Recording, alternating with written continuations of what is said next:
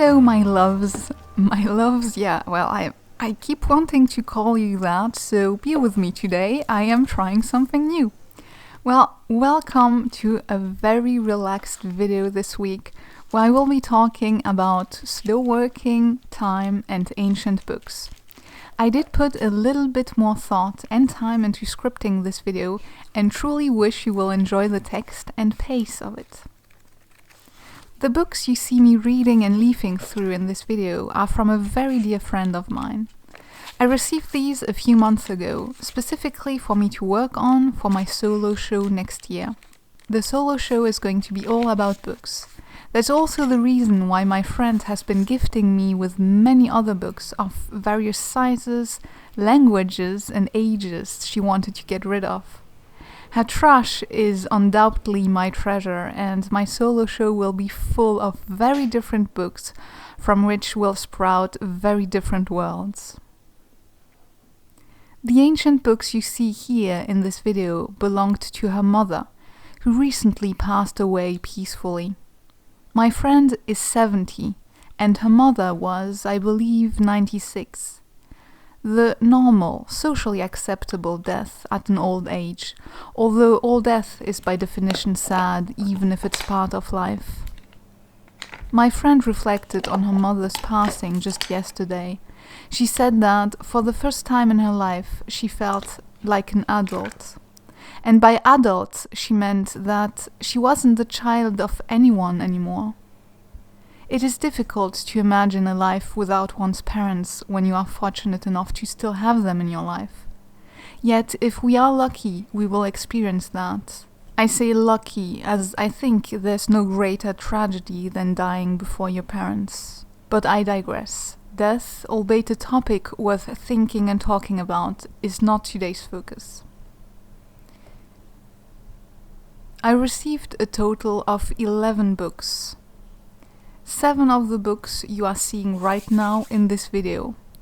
The 4 other ones I will be treasuring and keeping. Of those 4 titles that I will be keeping, 3 have been published in the 18th century. Yes, you heard me right. 1818. More specifically, in 1780.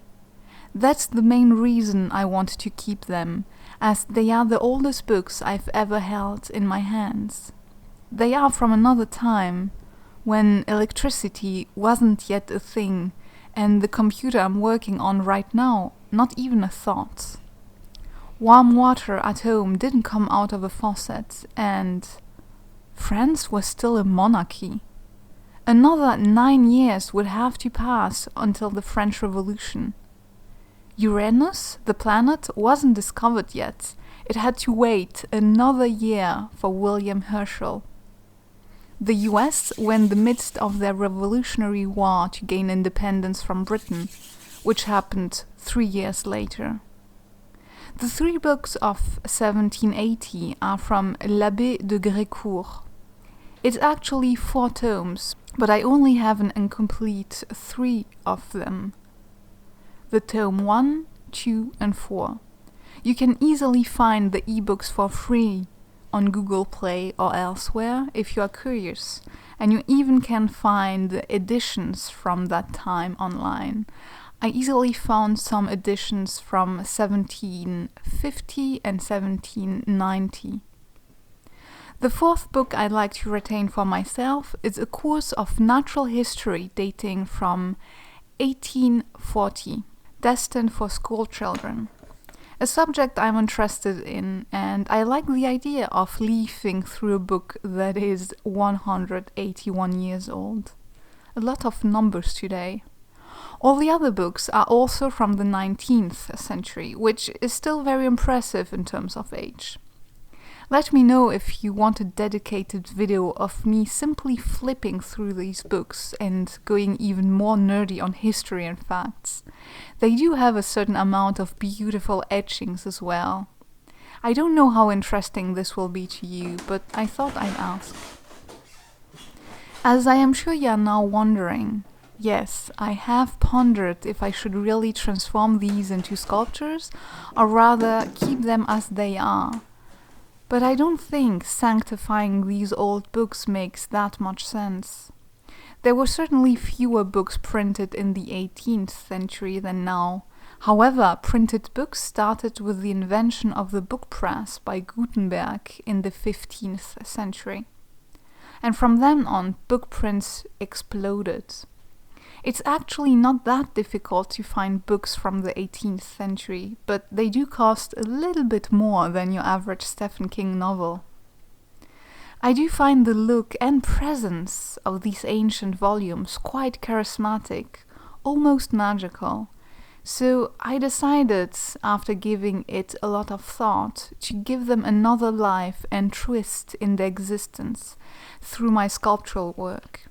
Maybe I am wrong, but I don't think it matters all that much either way.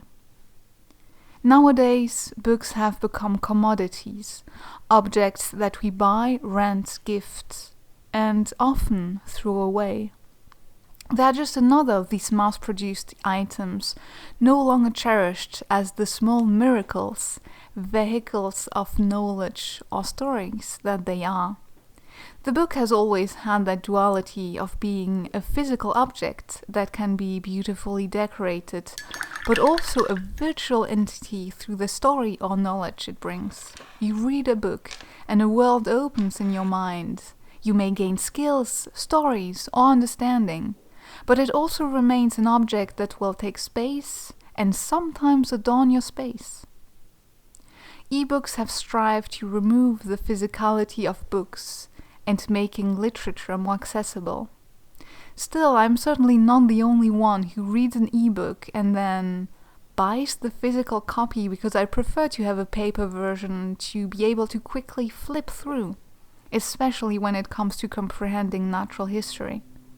I do take notes when I read these science books, and I need to be able to access the correct page fast.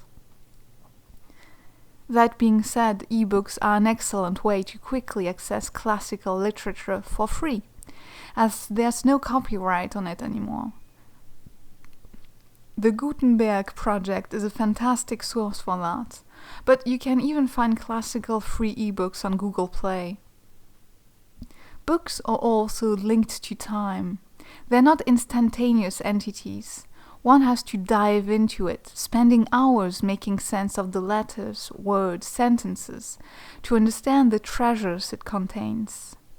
Reading, by essence, forces us to slow down, pause, and give all of our attention to one thing, a passing moment in time.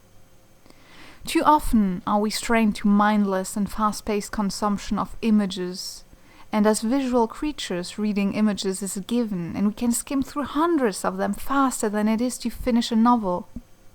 But it leaves us empty and numb. I find that listening to stories is also not as fulfilling, as we are tempted to work or do chores at the same time, never quite willing to give our full time and attention to the story. As many fellow artists, I work alone and from home, and I have the tendency, like many others, to put on audiobooks, podcasts, music, or videos in the background when I work. However, the sheer quantity of information that is propelled to my brain is often tiring, and I find myself numb again. There is a strong case I'd like to make to working in silence, especially as an artist, but really for anyone. When the only company you have is your own mind, you are able to get bored and dream and think. Creating in silence allows you to be more focused, but also more distracted by your own thoughts, facing your inner conscience, your fears, hopes, and ideas. And that is beneficial to anyone. Like reading a book, painting or sculpting is an experience worth doing alone and without disruption. Time is crucial too, both in reading and creating. So often do we feel rushed to be efficient, fast and productive, and while sometimes we cannot avoid it, a looming deadline, a waiting client, financial instability are all reason we might be constrained to be fast, efficient. Taking your time to do things properly is undoubtedly a luxury nowadays. But does it have to be? Maybe by living differently, trying to need a little less money, we can achieve a work-life balance that is less strenuous and more fulfilling. I am certainly learning to slow down in my own work and life, to be more mindful of what I do and take the time to make things right. Art is almost pointless in the first place, so why rush it? Slowing down your practice and putting more effort into your skills and techniques is the most valuable gift you can give to others. Daydreaming and staring holes into your wall is a peaceful endeavor as well. Your subconscious often needs time to figure things out, and pausing throughout your day makes working more pleasurable. We live at a time when many of us yearn to pause and stop rushing. And while it isn't always that easy to achieve, and sometimes almost impossible, it is a goal worth fighting for and that I wish upon all of you. And this concludes today's video. I really hope you enjoyed watching me work in silence and think out loud. Let me know your thoughts on these many topics, and if you want me to dive deeper into one of them in a future video. Thank you so much for being here with me and bearing with my thoughts. And I will see you in my next video. Bye!